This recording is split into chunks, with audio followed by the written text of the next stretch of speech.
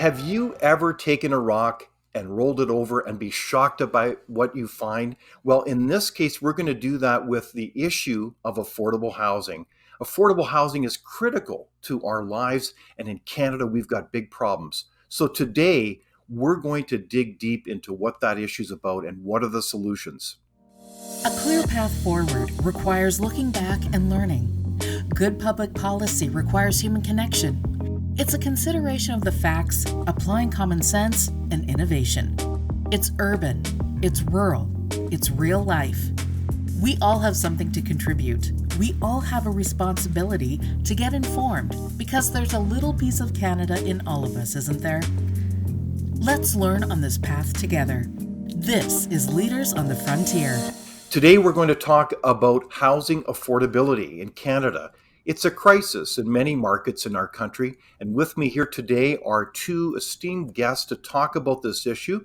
The first one is Wendell Cox, a senior fellow with the Frontier Institute, and also a founding senior fellow with the Urban Reform Institute. And secondly, I have Charles Blain, the president of the Urban Reform Institute and an expert on housing affordability. So welcome, gentlemen. Thanks for having us. Well, it's great to have you because this topic of housing affordability is very important. So I'm going to ask a really basic question. What do we mean by housing affordability, Wendell? Well, we mean housing that is affordable to middle income people. If we go back to 1971, the 1971 Canadian census, if you look at the metropolitan areas that were included in the census question, the highest price to income ratio, we call it the median multiple, the highest price to income ratio was about 3.9. In Vancouver and Toronto was very similar. That is, the house prices, the median house price was almost 4 times the median household income. Today in Vancouver, the CMA, it's 12. Sorry, what's the CMA? What does that mean? Census Metropolitan Area. That's Canada's, that's Stats Canada term for metropolitan area.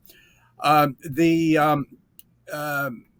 in Toronto, the Toronto CMA also, the metropolitan area, it's 9.5. So that's telling us that in 50 years, the price of housing relative to incomes has tripled or more. Now, there's no reason for that. Cars haven't done that. Food hasn't done that. Nothing else. And essentially what's happened is we have seen a regulatory structure applied in our 2 largest metropolitan areas, Toronto and Vancouver, as well as Montreal and some other places, and basically destroyed housing affordability. And I would suggest indeed that the housing affordability crisis has created a cost of living crisis. And I can go into more detail on that, but that's sort of the beginning. So the punchline is that you're saying the price of housing has skyrocketed essentially way faster than any other cost in our life. And regulations basically have created that problem. Is that right, Charles? Yes. Do you agree? Oh, I would wholeheartedly agree. I mean, and what's interesting is, there's always this conversation about affordable housing and housing affordability. And instead of what we see in a lot of local governments, they levy these regulations that drive up costs and erode housing affordability. And instead of addressing those regulations, they then shift to affordable housing and try to subsidize the housing that they are providing and have people become dependent on that supply rather than doing the things that can actually address the cost of living. So I think Wendell's 100% correct. We see it all across where I'm based in Houston and all across Texas and the United States. We see local governments levying heavy-handed regulations that are just driving up the cost of living. Okay, so the bottom line is that, it's interesting. When I bought my first house, it was about 2.5 times my income at the time. It was wonderful. I could buy this wonderful house. It was on like a quarter of an acre. It was a lovely home. And it's just shocking what that price of that same house is today. And that's in the Waterloo area. That's where I bought my first home. And so what's changed then? Why has this become such a train wreck? Not in all, but most Canadian markets, people can't even buy a home. It's ridiculous. It's very simple. And it goes back to London, 1947, with the British Town and Country Planning Act. The view that we must stop urban sprawl. Urban sprawl is worse than anything, okay? And to do it, we're going to draw a line around the city and not allow development to occur on the outside. And we created a terrible problem. It's So the same. wait a sec. You said draw a line. Like, what do you mean? Like a law that says you Yeah, can't build here? you cannot develop outside the periphery of that the planning agency or oftentimes the provincial government has established. Now, this happened. The start in Canada was Vancouver in the early 1970s, and at that point, the median multiple, the price to income ratio, was about 4 in Vancouver. It's now, as I say, 12, 3 times. You have people, young people can't afford houses, they can't afford rents. It's Yeah. incredible. No, It's bizarre. rather, yeah, it's like when OPEC decides they're not going to ship any more oil. Now, you all aren't old enough to remember the 70s, but I remember a weekend in Los Angeles when 2 gas stations were open in the whole metropolitan area, when the price of gasoline was going up because it was being rationed. And that's the problem here. And what we find is at these boundaries, they're urban growth boundaries, they're sometimes called green belts or they're called agricultural reserves. You find that the land price goes up 8 to 20 times. So that all of a sudden, the principal issue in house construction and value is not the construction, it's the land. So to paraphrase Shakespeare, we've seen the enemy and it's us. Like, it's like government. We're shooting our own. Like, it's a horrible analogy, but we're making the problem. Is that right, Charles? Like, we've gone overboard on these zoning bylaws to try to control all the land use. And everybody cares about good land use and the environment, but we've gone overboard. Is that right, Charles?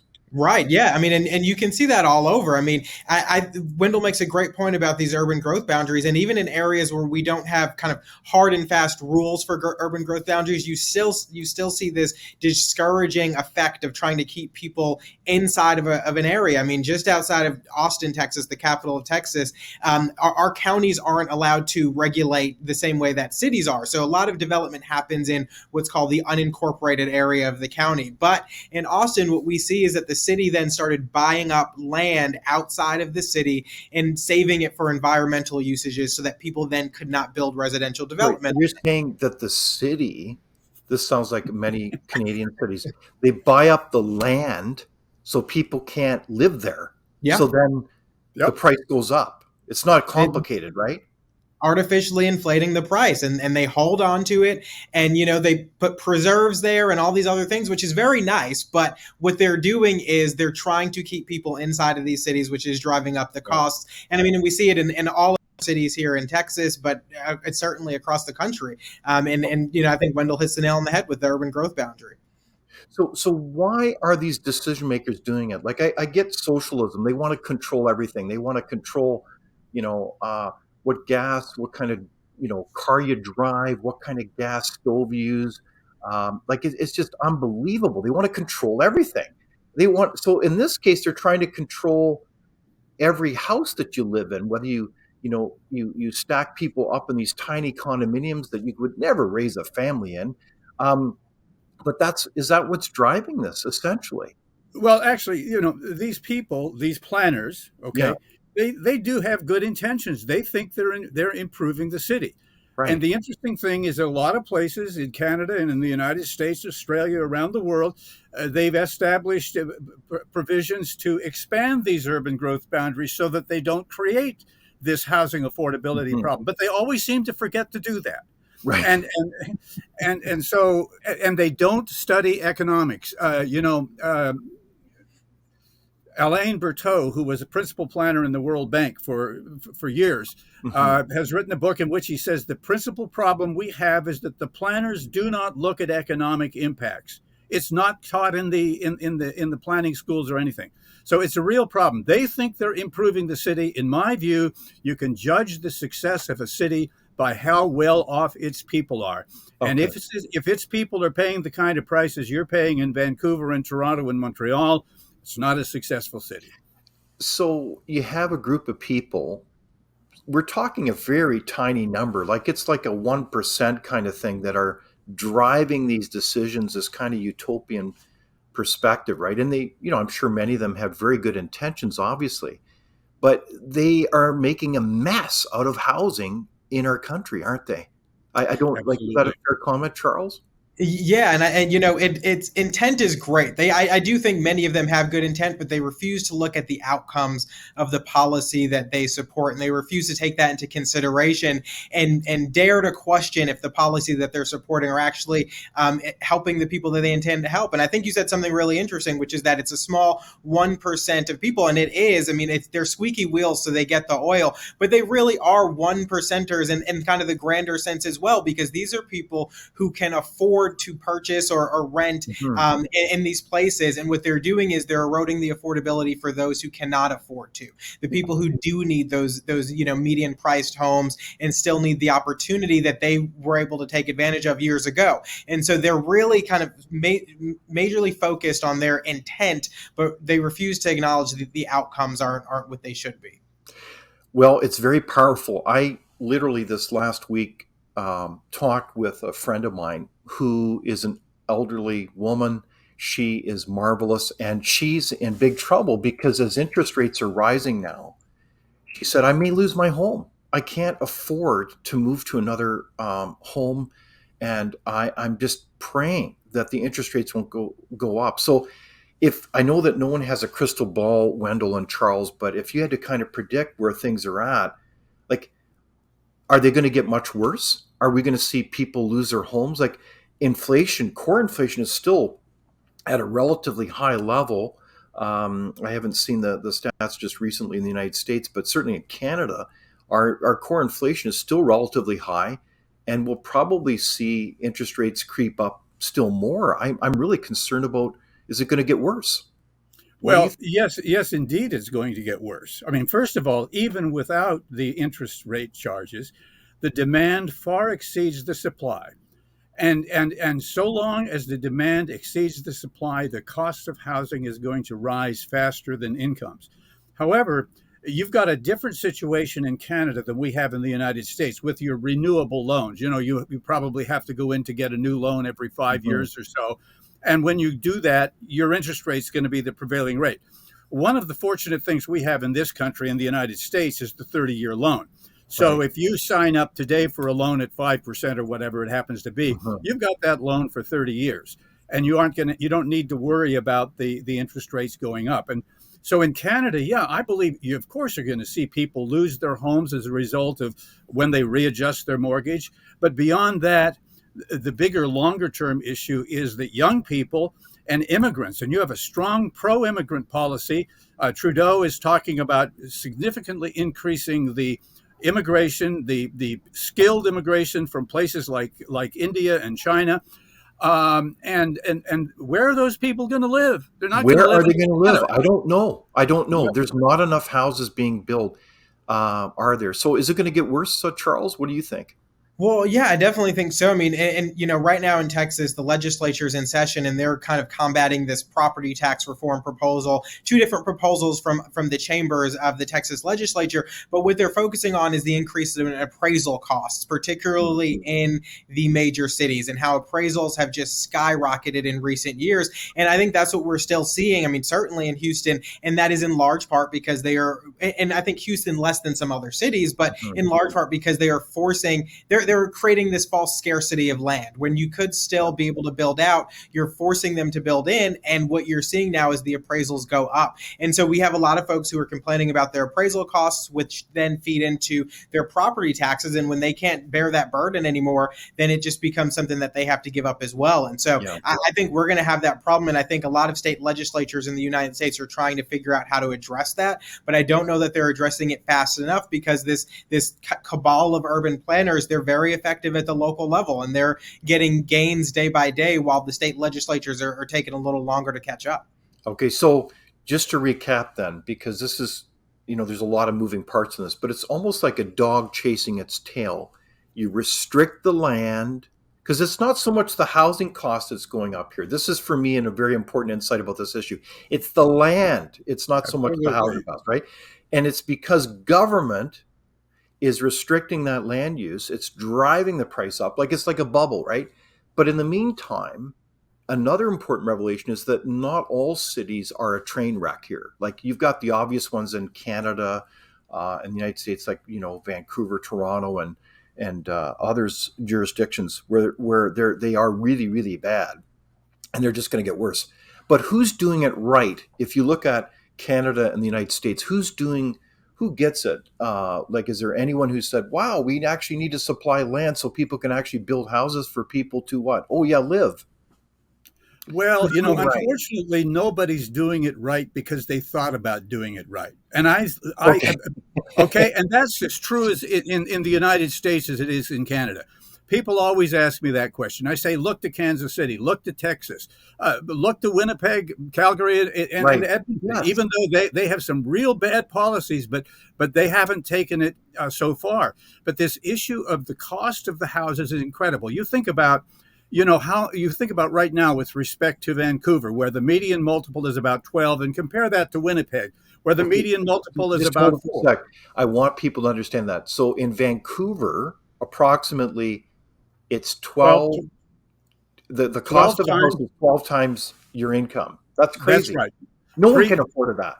pre-tax income, and it's 4 times in Winnipeg. Now, granted, that's a little high, but not terrible. Now, Right. you know what? You can build a house in Winnipeg for maybe 20% Mhm. less than in Vancouver. It is not you can almost build the same house in Vancouver as you can in Winnipeg, okay? Mhm. Or anywhere else in Canada, because the Mhm. cost of housing does not change because it's a construction and national market. So that's a big deal.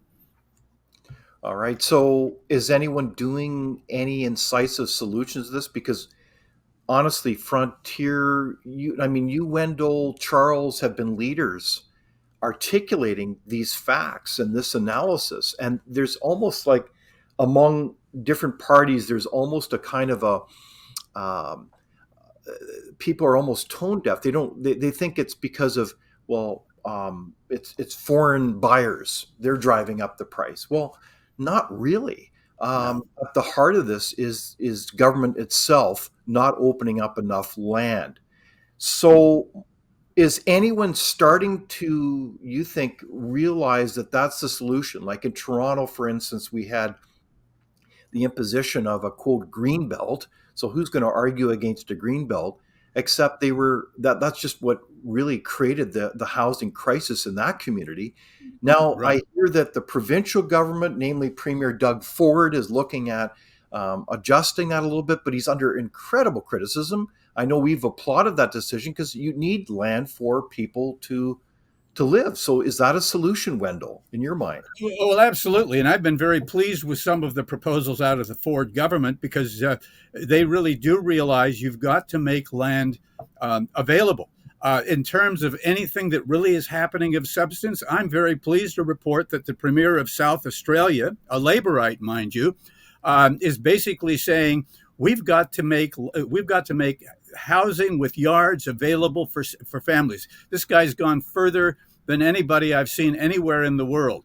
My concern is, I should mention that right now in Canada, your metropolitan areas are losing migrants to the rest of the country. The fastest growing parts of Canada are rural at this point. That's incredible. Never has happened like that for Can you years. repeat that? The Explain that. fastest growing parts of Canada are outside the metropolitan areas and the census agglomerations. The census agglomerations have have 10,000 and above. Okay, the fastest growth is in places below 10,000, and that includes obviously much of the rural area. Mhm. So that has changed very significantly at this point. The Wow. point is, though, that now, as you all as Canadians know, the Maritimes and the Atlantic provinces, including Newfoundland, have not grown very fast.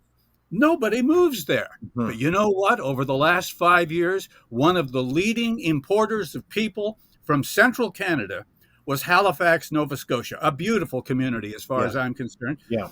And you have people beginning now to move to Eastern Canada.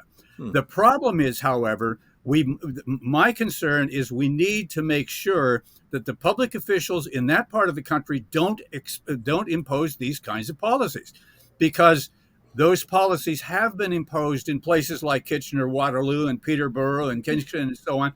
And their housing affordability has become almost as bad as Toronto now because they have the same regulations. Wow.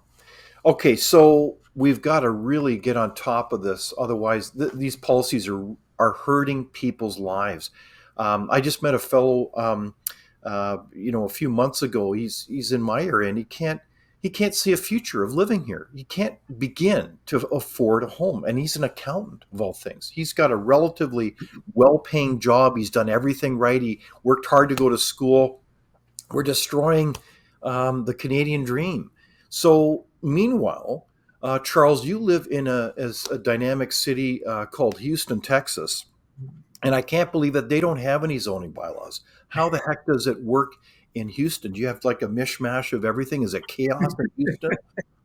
And no, not chaos at all. I mean, you find what you find in most cities. I mean, I think people kind of build sensibly, and yes, every now and then you'll find a kind of weird mishmash of something. But generally speaking, people build sensibly. But we do still have a number of land use regulations that you will find kind of throughout the city code that are in a formalized zoning code. And in communities that want just to maintain their community sense, they'll levy deed restrictions, which, the community collectively comes together and enforces their deed restrictions, or things like that. So it is developed interestingly. And while we remain affordable, we still have similar issues that you find elsewhere. I mean, we have city council members who talk about how their staff isn't able to afford housing inside the city of Houston because of the increase in cost of living. And so they're looking outside as well. And to a question that you posed before about is anyone doing it right? One thing that we've seen, and Wendell, our organization has done research on this, is in our unincorporated areas. So in the areas of the county that aren't under city limits, since counties aren't allowed to regulate land use in the way that cities are, we're seeing developers create unique products essentially that people can take advantage of that are keeping things affordable. And they're doing so in what we call municipal utility districts, or MUDs, which provide the resources people need. They levy a tax, but you don't see the heavy-handed regulation that you find in cities. And I think we're going to increasingly see more of those just because of the flexibility they allow. Okay, so we need to be flexible. That's part of the solution. Get rid of the red tape. I'm amazed. I'm a former mayor. I've worked through I don't know how many past developments, hundreds and hundreds of them, and I'm amazed when I look at jurisdictions around the country, how much time it takes to get raw land and develop and build a house. I don't think people realize that. Like it can often take easily 20 years to do that. Like who in their right mind would become a developer? It's really remarkable. So how do we lower the amount of regulation? I know that our leader of opposition, Pierre Poilievre in Canada, has said we need to get rid of the gatekeepers, these people who get in the way, and it takes forever to get anything done. Is that part of the problem too?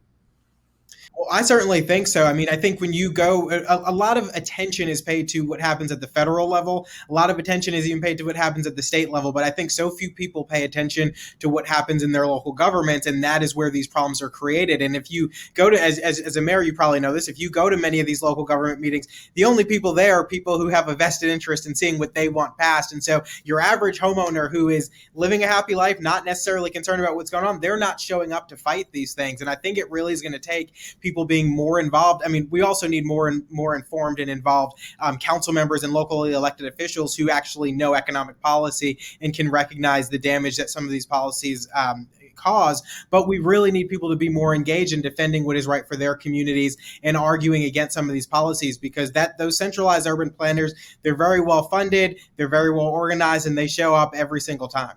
Exactly.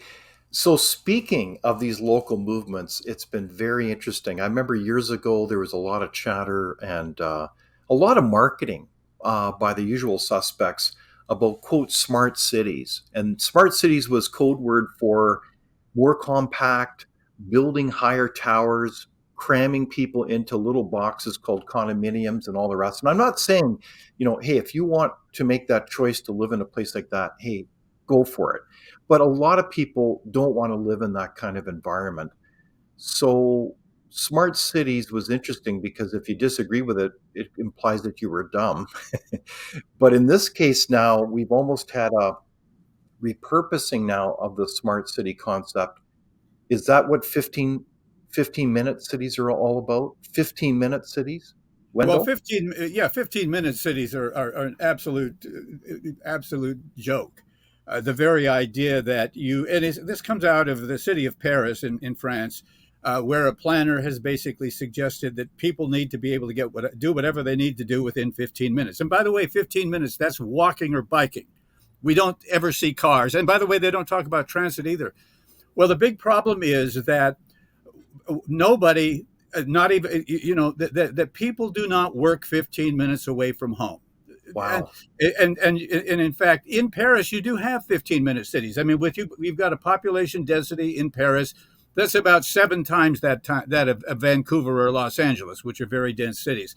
It's absolutely crazy, and people like Ed Glazer at Come on, Harvard. Wendell. This sounds like a very romantic vision. We could all go back to 19th century Paris and all Yeah. be within 15-minute walking distance and get our baguette. Is that how are you against that, Wendell? Well, and by the way, you could get that in downtown Toronto too, with all the cranes. You were in Toronto a few weeks ago. I mean, what's going on in downtown Toronto is unbelievable with respect to the high-rise buildings. I see this morning an announcement of a 60-story tower, a residential building in Vancouver. These are all impressive. They're really wonderful architecture, But do you think they're going to be affordable? No. No, it's a joke. What does that have to do with affordability? Yeah. And remember, it's not the price of the house per se or the condominium, it's the price of the land. So That's right. golly, so what do you think about 15-minute cities, Charles? Is it a good idea?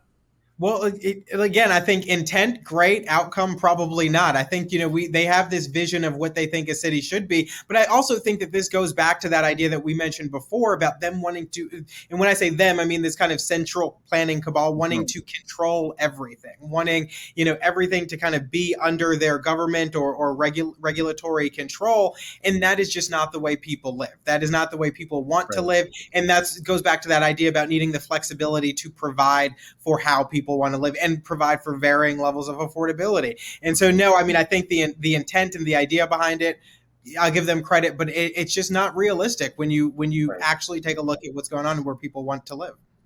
Exactly. So no wonder if 99% of your income goes towards paying for your house. No wonder we're going to be eating bugs in their vision. But I hate to tell you, David. I hate to tell you, David. Royal Bank of Canada data shows that to buy a detached house, oftentimes in Toronto or Montreal or Vancouver, requires not 99%, but maybe 120% of your income. Oh, wow. What a bright future. So speaking of that issue, and I mean this sincerely, it really concerns me about the implications of housing affordability for the next generation, let alone like people today. And I feel the pain. I really do. And I know sounds like a cheesy phrase, but it's true. This is destroying the hope of the next generation. So I want to ask, how does this whole crazy thinking and policy impact our culture, how we treat each other? Any observations about that, Charles?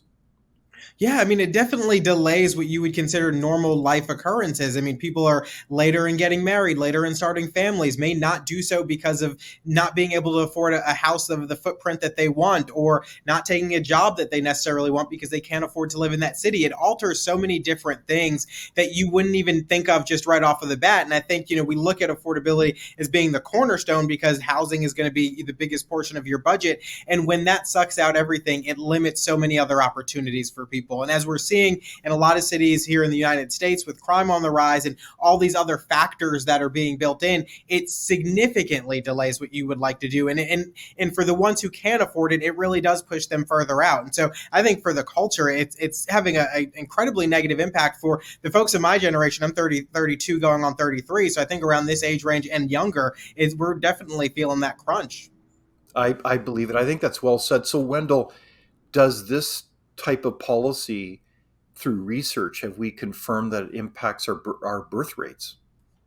Oh, yeah, there's new research being done all over the place. International research in Europe, in China, Australia, and so on, that is linking housing affordability to a reduction in the fertility rate. And the crucial issue here is is that differences in housing affordability. We've done some very serious research on this subject in the States. The data isn't available, unfortunately, in Canada. But something like 85% of the difference in the cost of living between the most expensive cities like Los Angeles, San Francisco, Seattle, Portland, and the average, 85% of the difference has to do with housing affordability. That's Wow. Richard Florida of the University of Toronto, who's well known for his work in the States and Canada, basically says that when you want to know about the cost of living, you need to talk about housing affordability. That is the issue. Wow, those are very sobering insights. And I just reflect it's almost like this way of thinking is a virus. And unless we pause and really think through it clearly, we don't really see what's going on. And I have this sense that, yeah, there's this cabal. I think you've used that word, Charles, that's kind of this 1% that's trying to control every aspect of our lives. They seem to assume that they know better. Is that a fair comment? Like they seem to Yeah. believe that they are morally entitled to kind of run our lives, and including what kind of house you're going to live in. You can live in any kind of house you want as long as it's in this little box up in the sky on the 60th floor. Is that a fair comment, Charles? Right, and as long as you take the train to work and do everything else that they see fit, and I think it's this moral superiority that they have in terms of how their vision of the world and how they feel everyone else should live. And I think it comes a lot down to the messaging, like you mentioned before with smart cities. If you're against smart cities, that must mean you're dumb. Well, it's the same thing with a lot of these other issues with the way that they frame them. If you are against them, you are evil. You are hateful. You don't care about poor people. All these different things that they come up with Right. to shame folks into following their ideology and their line of thinking in this regard. And again, it goes back to that point about the outcomes aren't where they need to be. If the outcomes promoted middle class and protected the middle class way of life the way that they intend them to, well then great, yeah, you can make that argument. But we see too often that that's not the case. Exactly. So what should be our vision, Wendell, if we look at an ideal high functioning city, community, if we envisioned a place that actually empowered individuals to make their decisions or in the housing market and opened it up, what should we do tomorrow? If you were the Prime Minister of Canada or the President of the United States or the governor or the premiers of these states and municipalities, how would we work together as a team to bat it out of the park and help people? Well, it's largely in Canada, as in the United States, it's largely a provincial or state issue. All of these regulations are either authorized or actually enacted at the provincial level. Federal government in neither country does that much on housing, at least in this area. So you've got to move toward a more liberal land use regime. The critical issue is where we do not have this kind of regulation, we must not have it. If Moncton in New Brunswick or St. John or St. John's in Newfoundland, if metropolitan areas like that should decide to follow the direction that has been set by Ontario and BC, and Ontario, by the way, that was done under Dalton McGuinness's regime, not under Doug Ford. I don't think his operation would have ever done that. But the fact is that if these places that are still regulated fairly follow the model, it's going to be a problem there too. So my goal, not only in Canada but also in the United States, is to keep the affordable markets affordable, and that means not imposing this urban containment policy that goes at the very heart of everything we know to be true about economics. All right. Okay. So I think that's a great summary, Wendell and Charles. But I do want to send you a curveball, and that is, I could argue, and I can hear the recording in my head. You guys don't get it. What's changed is we have a climate crisis. It's existential in nature, and therefore we have to impose all these rules. And not only that, we don't have any agricultural land. We have a food security crisis. I can hear the academics saying this from the universities right now, and they're saying, you guys don't get it. And that's why we have to impose this, because we've got to save every scrap of land in North America to save the environment and save food. Well, first of all, in Canada, as in the United States, significant share of the land that used to be agricultural is not any longer. And why is that? Because you don't need it. In our country, in the United States, for example, we have taken out of agricultural production since 1950 land equal in size to the state of Texas plus the state of Washington. The agricultural land argument is Solly Angel in New York University, one of the leading urban experts, has pointed out and shown that there is no food security issue. There isn't a food security issue in Vancouver or Canada or Portland or the United States. And so, that really is there. As for the climate change issue, the fact is nobody has clearly made the case. We've got research in Australia by a left-wing organization, mind you, that basically showed that the greenhouse gas emissions per capita in the dense urban cores were higher than in the rural and suburban areas. Why? Because the people who lived in those areas travel a lot more, consume a lot more, etc. So greenhouse gas emissions, the research that would underlie such a position has simply not been done. And there's a bigger issue to be thinking about here too. And if it comes down to urban policy versus poverty, I'm going to be on the side of making sure that we don't slide into poverty. And that is what we are forcing right now. The increase in the number of people that need to have affordable housing, low-income housing, is beyond the pale. And that's a big problem. And I think we need to focus on not forcing more people into poverty. Yeah, and I think that's right. So what do you think, Charles?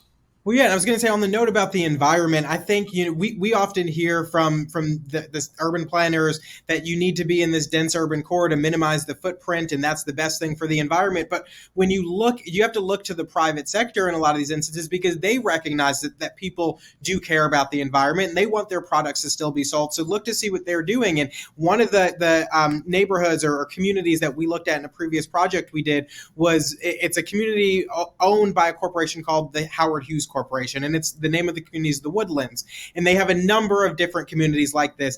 And when you look at what they do when it comes to environmental resources, whether that's collecting rainwater and kind of refiltering it for all the landscaping and just different things like that they've built into it because they understand that the customers that they're trying to serve desire that, and also because they're a large company and actually do care about the environment, you recognize that a lot of those issues aren't actually issues in some of these areas. And I like Wendell kind of mentioned before, I think idling in a car downtown for all day is gonna be much more detrimental to the environment than having a short trip to and from somewhere you're going without having to deal with all of that. And so I think a lot of those arguments they want to make just to kind of continue that idea of compacting everyone downtown, but with new technology and with the private sector attempting to respond to a lot of these concerns, a lot of them are alleviated.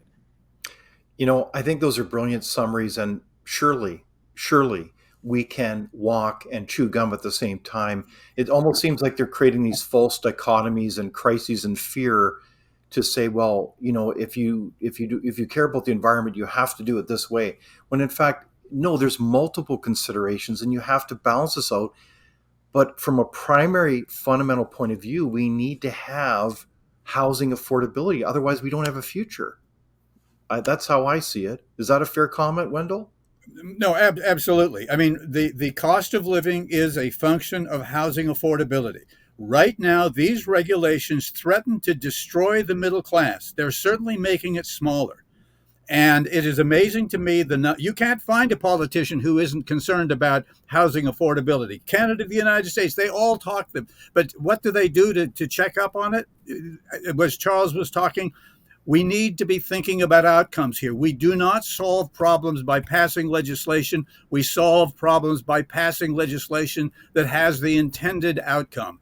And that is what's not happening at this point. Right on. So we need to get out of this fiasco. We need to cut the regulations. We need to, I think of the old movie Free Willy. We need to free up the ability of the private sector to build more houses and create that supply so people can have a future. So what can we as citizens do, to speak up and get at this issue. I think a lot of people feel really depressed and disempowered about this issue. So what are the actions you could do tomorrow? Should they call their representative? What should they do?